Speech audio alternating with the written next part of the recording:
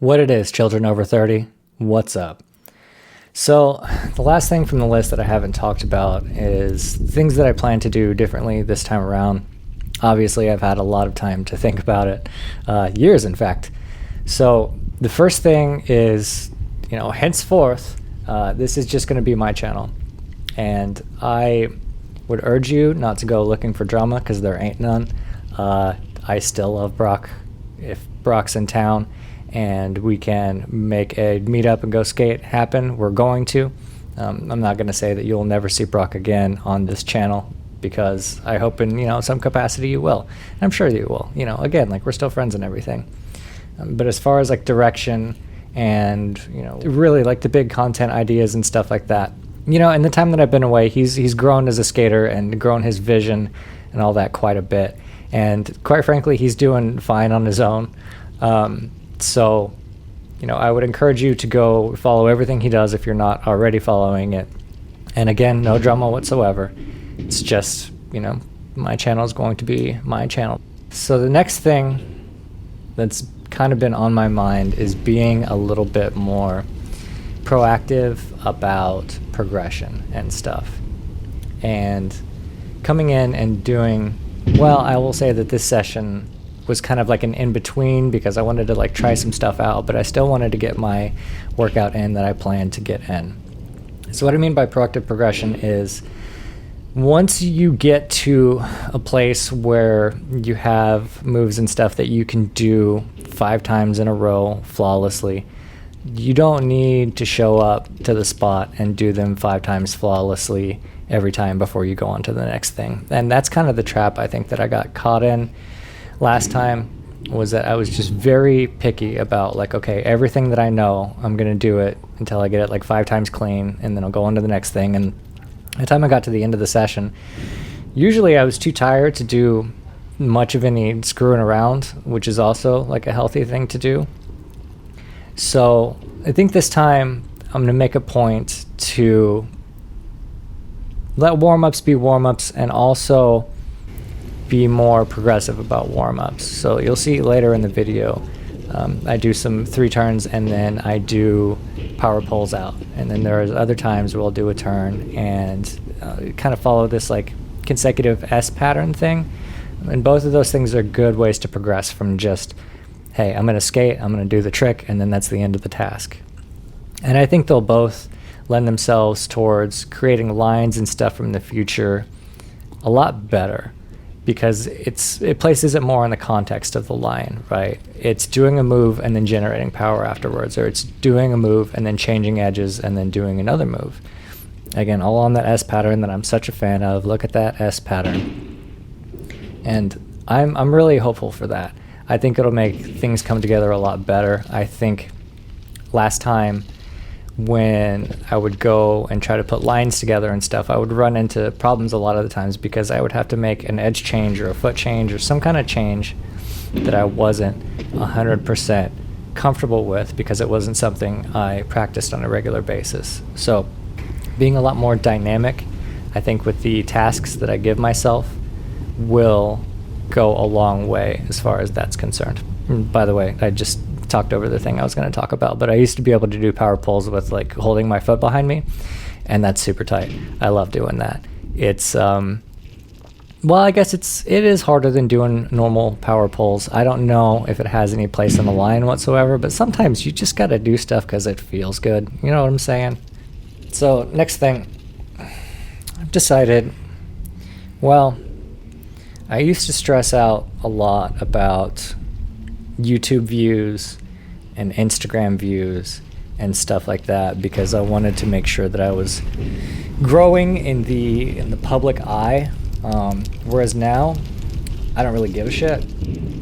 And I think that's a healthy place to be, because sort of looking at it from somebody that's not participating in it, I had a good amount of time to do that.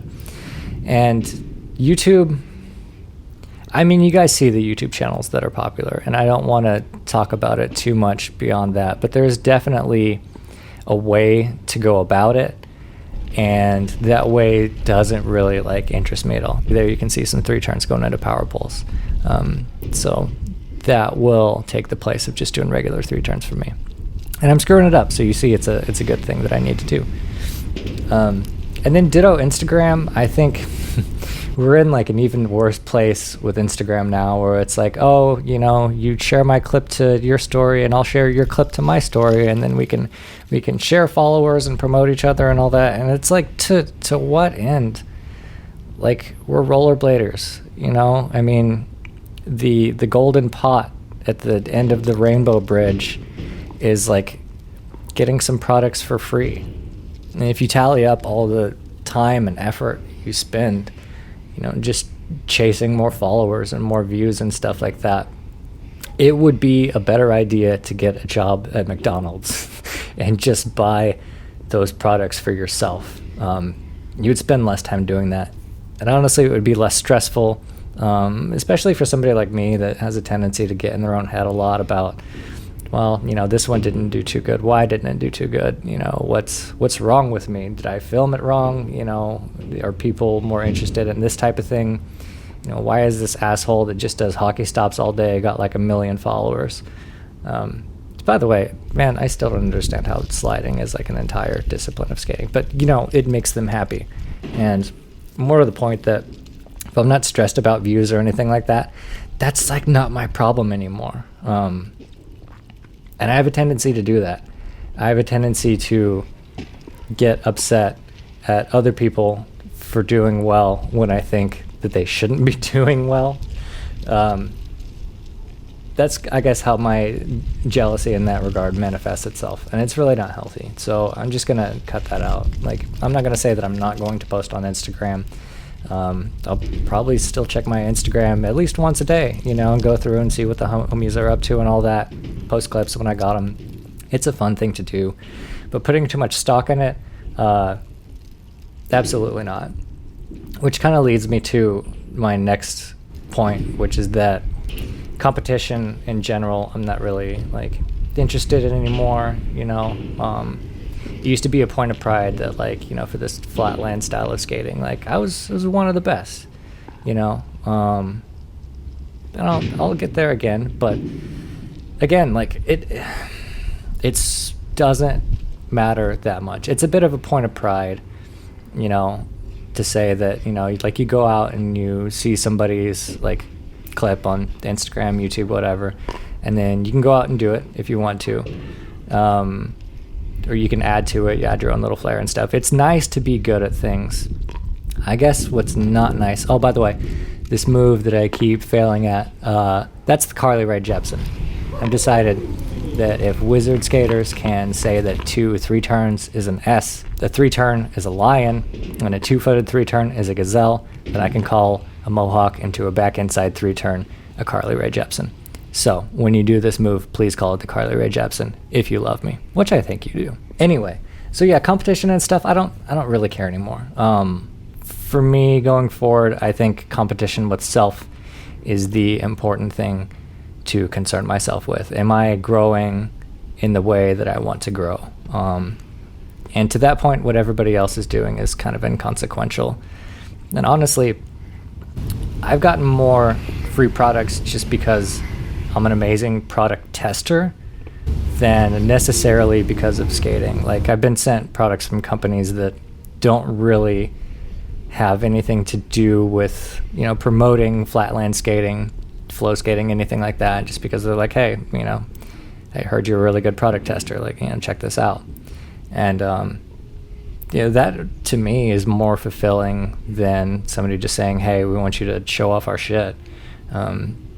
Because I actually have like a hand in developing stuff, and saying, this works, this doesn't work, this would work for this type of person, it doesn't work for me for these reasons. That's a good place to be. I really enjoy doing stuff like that. So yeah, the last point, and see, all these are kind of running together, so it's a little difficult, but grow and help grow as a skater is the thing that I put down, which again I already touched a little bit on, as far as I'm in competition with myself, but also I back in the day, me and Brock would Oh, there's like a triple 3 turn there. Yeah, I need to get those part of the progression. I'm not quite getting the power poles out. And there's some brackets. I've done videos about brackets before, but I don't see anybody else do them. You guys should do brackets. So yeah, good time to talk about tutorials. Is something me and Brock used to talk about all the time back in the day. And we did a healthy number of them and stuff, but it never became sort of the series or the curriculum that I wanted it to. As a music teacher, I've written so many curriculums, it's ridiculous. So I feel like intellectually, I'm in a good place right now where I can start breaking some of this down. It's just getting the muscle memory back and stuff like that, and really planning out how I want to go about it, and then really taking myself through the curriculum and making sure that all the boxes are checked that I want to be checked.